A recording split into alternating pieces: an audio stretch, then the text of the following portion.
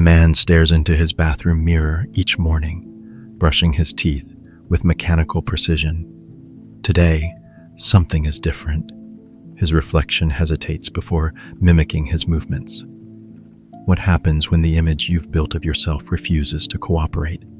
Marcus had always prided himself on understanding women. At 34, he'd collected their secrets like rare coins, cataloging their vulnerabilities, their patterns, their needs. He was the friend they called when relationships crumbled, the shoulder they cried on, the safe harbor in their emotional storms. He wore this role like a tailored suit. It fit him perfectly, or so he believed. But then came Elena.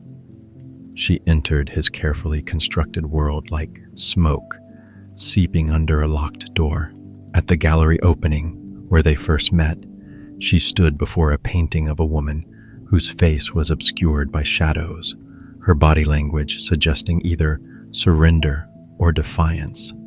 It was impossible to tell which. Marcus approached with his usual confidence, ready to deploy his well-rehearsed charm.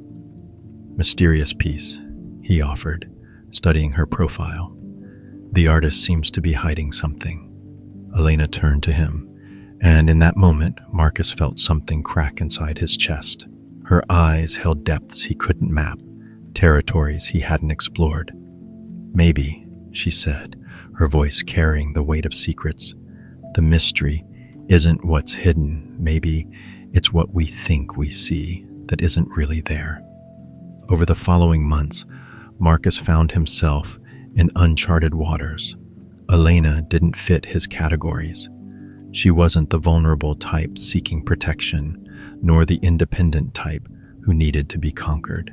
She moved through the world with a self-possession that made his carefully honed instincts feel suddenly obsolete. When he tried to comfort her, she laughed, not mockingly, but with genuine amusement, as if his efforts were endearingly unnecessary. When he attempted to impress her with his emotional intelligence, she would tilt her head like a cat watching something infinitely more interesting just out of view. The breaking point came on a rain-soaked Tuesday evening. They were in his apartment, and Marcus was explaining why her ex-boyfriend had likely behaved the way he did, offering insights with the same authority he'd always wielded. Elena listened, her fingers tracing patterns on the condensation of her wine glass, creating temporary hieroglyphs that dissolved as quickly as they appeared. "You know," she said finally, interrupting his psychological dissertation, "you talk about women like we're equations you've already solved." The rain against the window suddenly seemed louder. "But what if the real mystery is why you need to solve us at all?" Marcus felt the ground shift beneath him. In that moment, he realized he had been staring into a funhouse mirror his entire life, mistaking distortion for reflection. His identity as the man who understood women, his secret pride, his hidden power, crumbled like a mask made of ash. As Schopenhauer once observed, our will to live manifests not just in our desires, but in our desperate need to maintain the illusions that make those desires bearable. Marcus had built his sense of self on the foundation of feminine need, but what happens when that need reveals itself to be a projection of his own? Elena's desire wasn't a riddle requiring his solution. It was a force unto itself, autonomous and complete, reflecting nothing back to him except the hollowness of his assumption that he was necessary for its completion. This is the phenomenon psychologists call projection, a defense mechanism first systematically described by Sigmund Freud, where we unconsciously attribute our own thoughts, feelings, or motivations to others. In modern life, it manifests everywhere. The boss who calls his team unmotivated while struggling with his own lack of direction. The social media user who criticizes others for seeking attention while desperately craving validation themselves. The partner who accuses their lover of being emotionally unavailable while remaining unable to access their own vulnerable depths. Schopenhauer would call this a subtle trick of the will to keep us perpetually dissatisfied and suffering. We project our own unconscious needs onto others, then exhaust ourselves trying to fulfill what we imagine they require, never recognizing that the hunger we're feeding is our own. In myth, it was a ghost haunting the living. In you, it's the story you tell about what others need from you. Projection. The final image lingers. Marcus, alone in his apartment, staring at his reflection in the dark window. But now the glass shows him something he'd never seen before. Not the man who understands women, but the man who desperately needs to be needed, whose identity dissolves the moment that need is no longer reflected back to him. What does your mirror show you? What role have you built your identity around? And what would remain if that role suddenly became irrelevant? Sometimes the most terrifying truth is not that others don't need us the way we thought. It's that we never knew what we needed from them in the first place.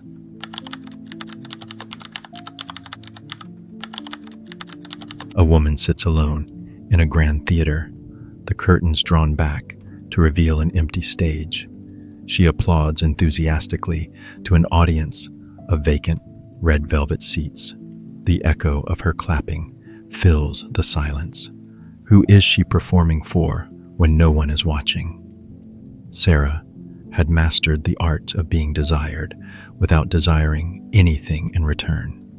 At 31, she moved through the world like a curator of her own museum, each interaction carefully orchestrated to elicit specific responses. She knew exactly when to lower her voice to draw men closer, when to laugh in a way that suggested hidden depths, when to reveal just enough vulnerability to seem authentic without actually being seen.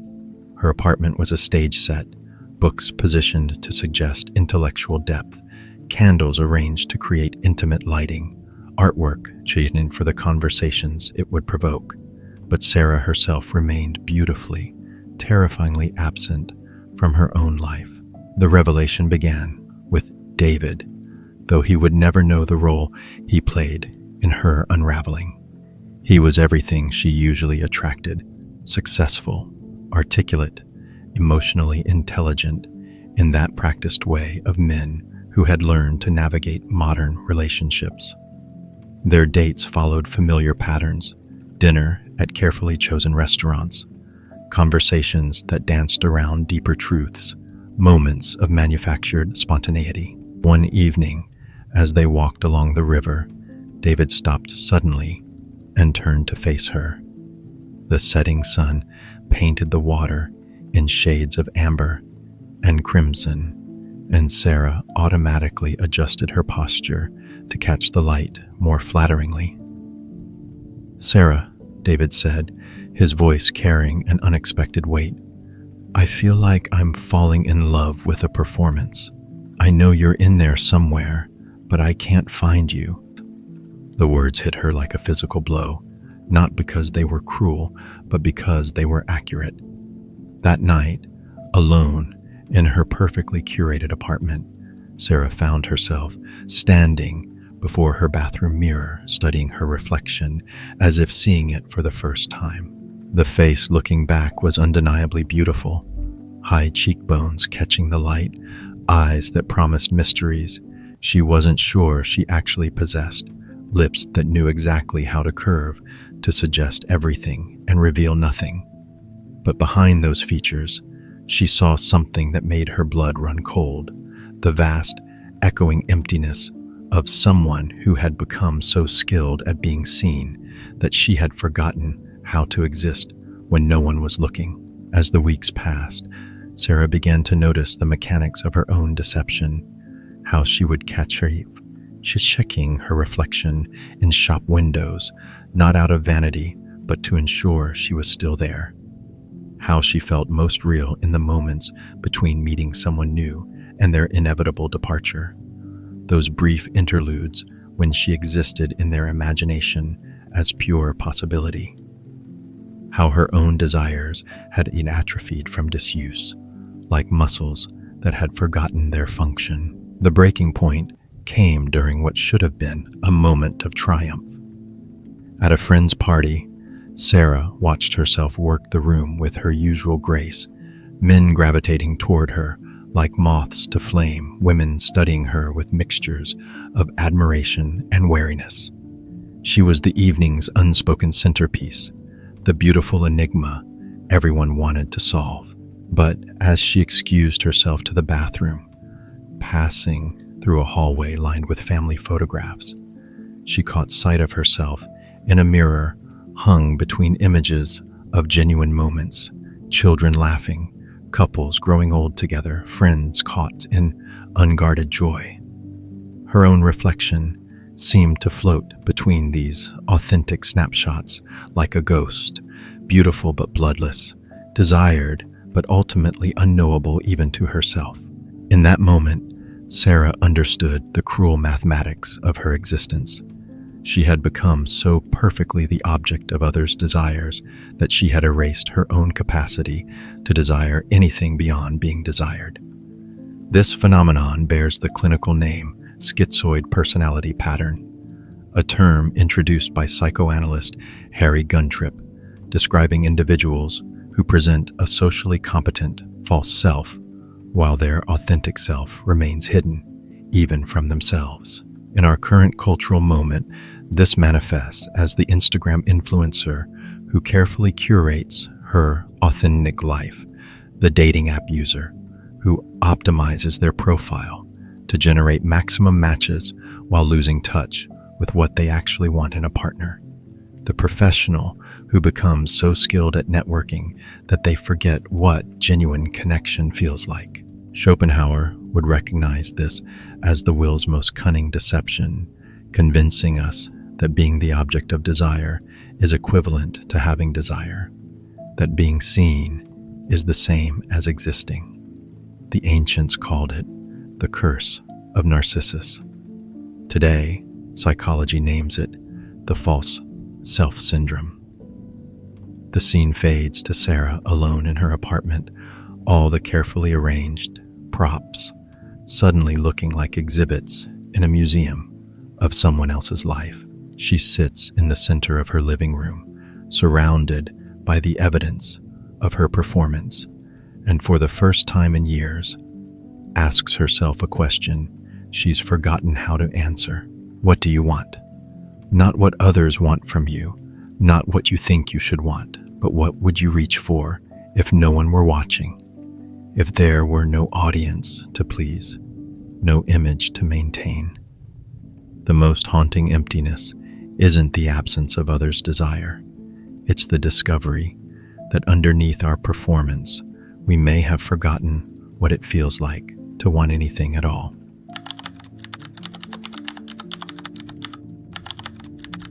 A businessman waters his office plant every morning with the same measured precision he applies to everything else. Today, he notices the soil has turned to dust, the roots have withered, and no amount of water will bring it back to life. How long can you nurture something that died without your noticing? James had built his identity around being indispensable. At 42, he was the man everyone turned to, the problem solver, the reliable one, the partner who anticipated needs before they were spoken. His marriage to Catherine had become a masterpiece of emotional choreography, each gesture calculated to maintain the delicate balance he believed relationships required. He brought her coffee in the mornings, remembered her preferred flowers, listened to her work frustrations with the focused attentions of a therapist. He was, by every measurable standard, the perfect husband. But perfection, as James would discover, can be its own form of violence. The first crack in his carefully constructed world appeared on an ordinary Wednesday evening. Catherine was cooking dinner, moving through their kitchen with a fluid grace that still caught his breath after 12 years of marriage. James approached from behind, slipping his arms around her waist in a gesture that had once made her melt into him. This time, she stiffened. It was subtle, barely perceptible, but James felt the shift like a seismic tremor. Catherine continued stirring the sauce, her body language polite but distant, as if his touch had become an intrusion rather than an invitation. Over the following weeks, James threw himself into the work of being an even better husband. He researched her interests, planned surprise date nights, bought thoughtful gifts, but with each gesture, Catherine seemed to recede further, like a photograph fading in sunlight. She accepted his efforts with the kind of gratitude one shows to a helpful stranger, warm but impersonal, appreciative but detached. The revelation came during what should have been a moment of intimacy. They were making love, or rather, James was making love, while Catherine participated with the mechanical compliance of someone fulfilling an obligation. Afterward, as they lay in the darkness, James felt compelled to ask the question that had been haunting him. "Are you happy?" he whispered into the space between them. The silence stretched so long, he wondered if she'd fallen asleep. When she finally spoke, her voice carried the weight of years of unspoken truth. "I used to be," she said, "but somewhere along the way, I stopped existing in this marriage. You became so good at taking care of me that you forgot to see me." And James felt something fundamental shift inside his chest. "What do you mean? I see you every day. I know everything about you." "You know my preferences," Catherine interrupted, her voice gentle but firm. "You know my schedule, my habits, my patterns, but when did you last see me struggle with something and not immediately try to fix it? When did you last let me want something instead of anticipating it for me?" The truth hit him like a physical blow. In his relentless pursuit of being the perfect partner, James had systematically eliminated Catherine's agency from their relationship. He had become so skilled at reading her needs that he had robbed her of the space to express them. His love had become a kind of suffocation, benevolent, well-intentioned, but ultimately consuming. As Schopenhauer observed, our deepest suffering often comes not from malice, but from our will, imposing itself upon others in the name of love. James had loved Catherine the way a gardener loves a prize rose, with careful attention to her needs, meticulous care for her well-being, and complete unconsciousness of the fact that he was pruning away her wildness. The image that would haunt him was this: Catherine, standing at their kitchen window one morning, staring out at the garden they had planted together. Her reflection in the glass looked like a ghost of herself, present but somehow not quite there, tended to but not truly alive. This dynamic illustrates what psychologists term codependency, a concept popularized by Melody Beattie, describing relationships where one person's identity becomes so enmeshed with caring for another that both parties lose touch with their authentic selves. In contemporary life, this manifests as the parent who micromanages their child's every experience to prevent failure, inadvertently preventing growth, the friend who constantly rescues others from their problems, creating dependency rather than strength, the romantic partner who anticipates every need, slowly eroding their lover's sense of agency. Schopenhauer would call this a manifestation of the will's most seductive trap, believing that love means the elimination of the beloved's struggle, when in fact, struggle is where desire and identity are forged. In folklore, it was called killing with kindness. In you, it's the love that loves too much. Codependency. The final scene lingers, James alone in their bedroom, looking at the indent in the pillow where Catherine's head used to rest. She had moved out the week before, not in anger, but in a desperate attempt to remember who she was when no one was anticipating her every need. What have you killed with your care? What part of someone you love have you suffocated with your attention, your solutions, your relentless need to be necessary. The cruelest irony of love is not that it fails when we don't care enough. It's that it can die precisely because we care too much, in all the wrong ways.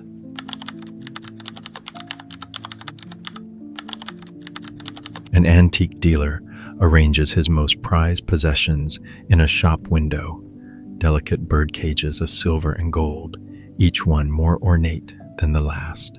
Passers-by admire their craftsmanship, but no one notices that every cage contains the skeleton of a bird that died trying to sing. What beauty requires the death of what it contains?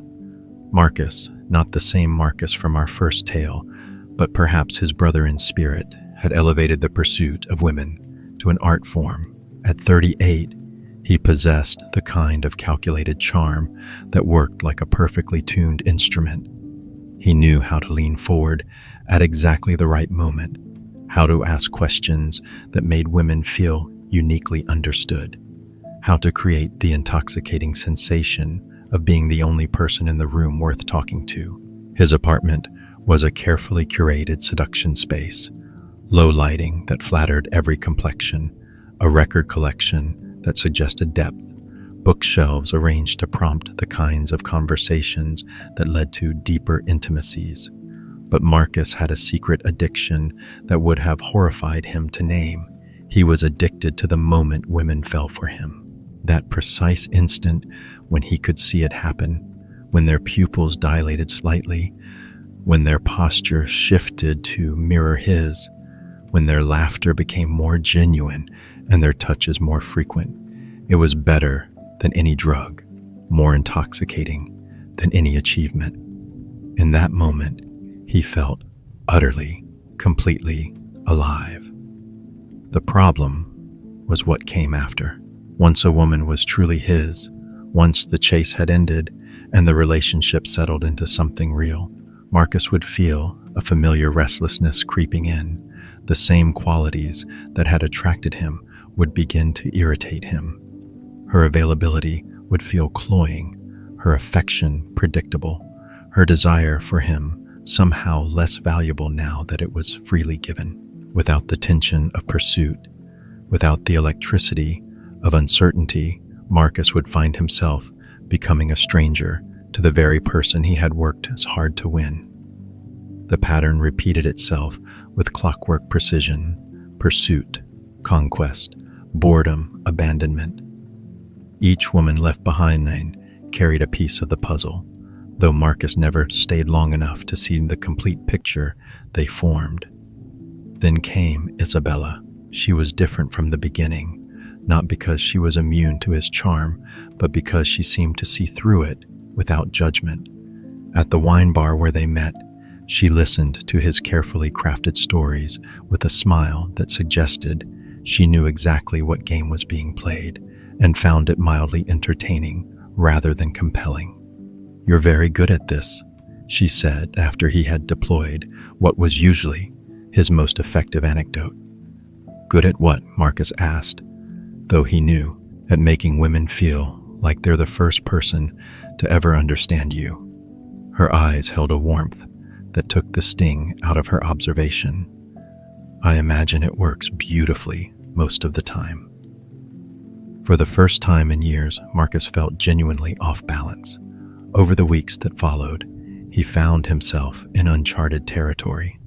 Isabella responded to his usual techniques with amused affection rather than breathless fascination.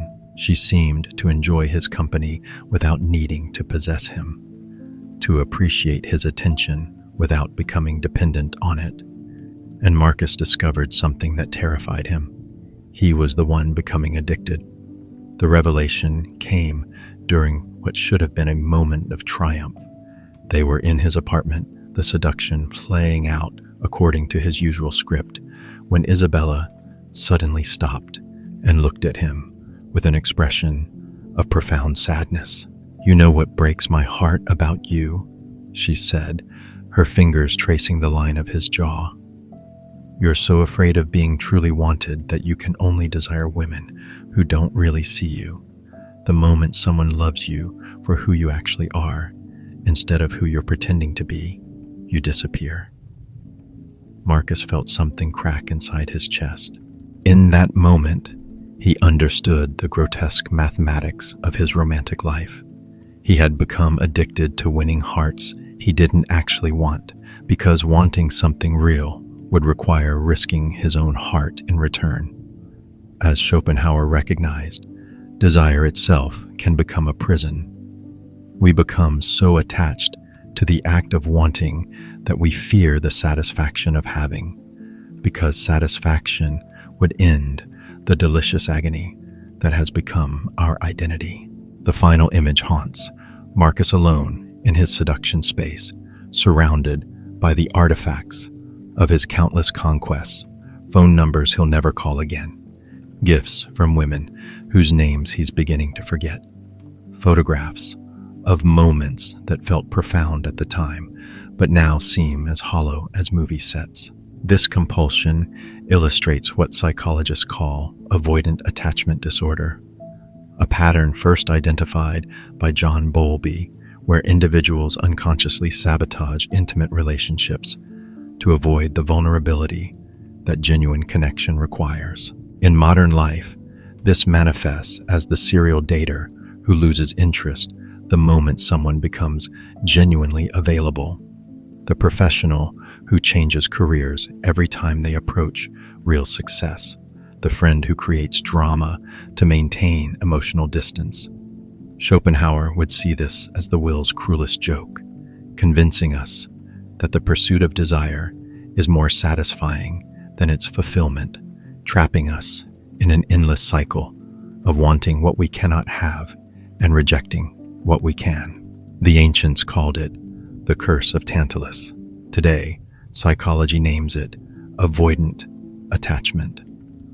Marcus stares at his reflection in the dark window of his apartment, and for the first time sees not the successful seducer, but the man who has spent his entire adult life running from the very thing he claims to seek. What are you avoiding by constantly seeking?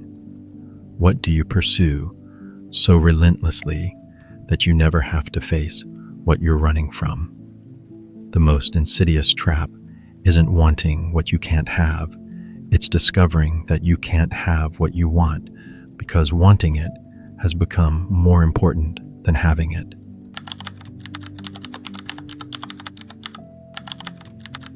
A woman dances alone in a grand ballroom, her movements graceful and precise, as if responding to a partner only she can see. The chandeliers cast long shadows that seem to dance with her.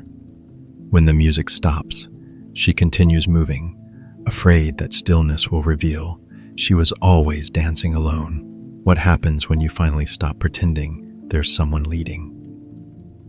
Elena, yes, the same Elena who had shattered Marcus's mirror in our first tale, carried her own secret wound, one that ran deeper than the men who tried to solve her ever suspected. At 35, she had perfected the art of authentic mystery. She moved through the world with the fluid confidence of someone who had learned to find completeness within herself, who needed no external validation to feel whole. She was genuinely fascinating, well-read, well-traveled, emotionally articulate in a way that made others feel safe, sharing their deepest secrets. Men fell for her not because she played games, but because she genuinely didn't seem to need them. But Elena's self-sufficiency wasn't strength. It was the most elegant form of self-protection ever devised. The truth was that Elena had learned very early that desire was dangerous. At 16, she had fallen completely, devastatingly in love with her first boyfriend, opening herself with the kind of total vulnerability that only teenagers possess. When he left, not cruelly, but with the casual indifference of youth, something in Elena had broken so completely that she had spent the next 2 decades ensuring it could never happen again. She had become a master of the half connection, the almost relationship, the intimate friendship that remained safely undefined. She gave enough of herself to feel authentic while holding back the parts that mattered most. She had learned to love people at precisely the distance that protected her from being truly seen or truly left. The pattern revealed itself during her relationship with David, a man she had met at a bookstore, a widower whose quiet sadness resonated with something deep in her chest. Unlike the others who had tried to unravel her mystery, David approached her with the patience of someone who understood that some gardens only bloom in their own season. Their relationship unfolded slowly, beautifully. David never pressed her for more than she offered, never tried to possess what she wasn't ready to give. He seemed content to love her exactly as she was, in whatever measure she was willing to receive it. And that terrified Elena more than any attempt at conquest ever had. The crisis came on an evening when David had prepared dinner at his house.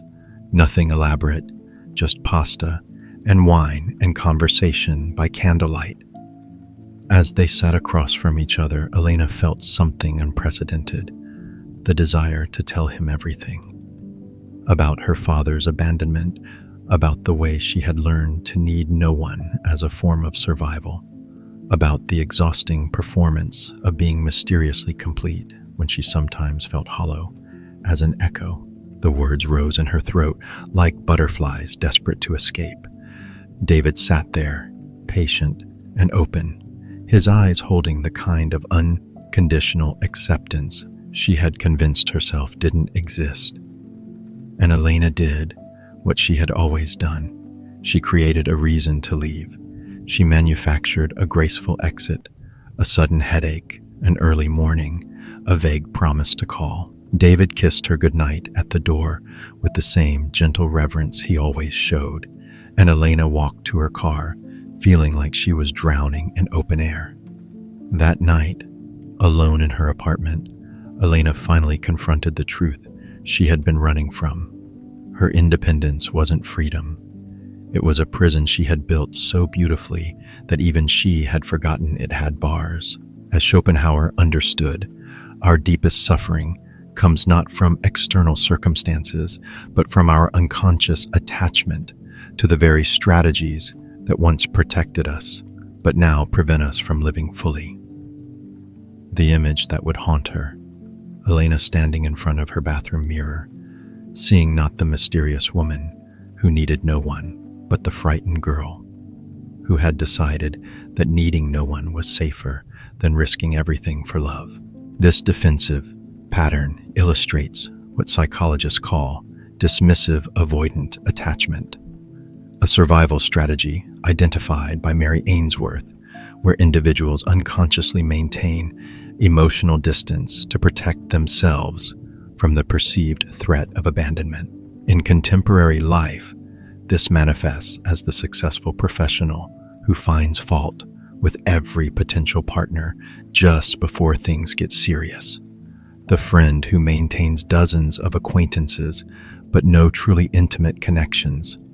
The person who moves cities or changes identities whenever relationships approach genuine vulnerability. Schopenhauer would recognize this as the will's most sophisticated deception, convincing us that independence from need is the same as freedom, when in fact our deepest need is precisely what we're protecting ourselves against. But here, in our final fable, something different happens. Elena doesn't end alone in her beautiful prison. Instead, she does something unprecedented. She calls David.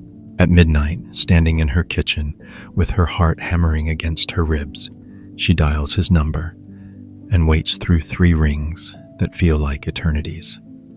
Elena? His voice carries surprise but no irritation. I lied, she says, the words tumbling out before she can stop them. I don't have a headache.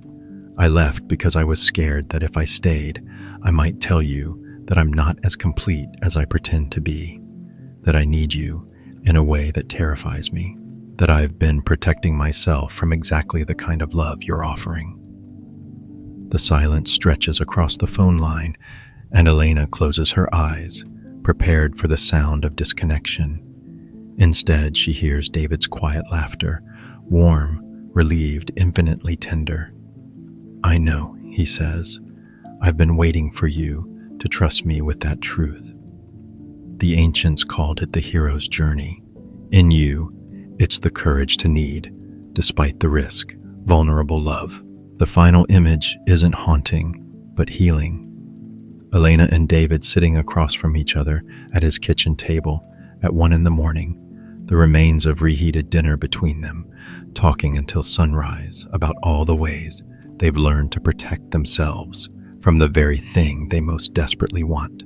Here's the question that might change everything. What would become possible if you stopped protecting yourself from your own deepest need? What love are you defending yourself against? And what would it cost to let it in? Sometimes the most courageous thing isn't learning to need no one. It's learning to need someone anyway. Despite every reason you've learned to protect yourself from that terrifying, life-giving vulnerability.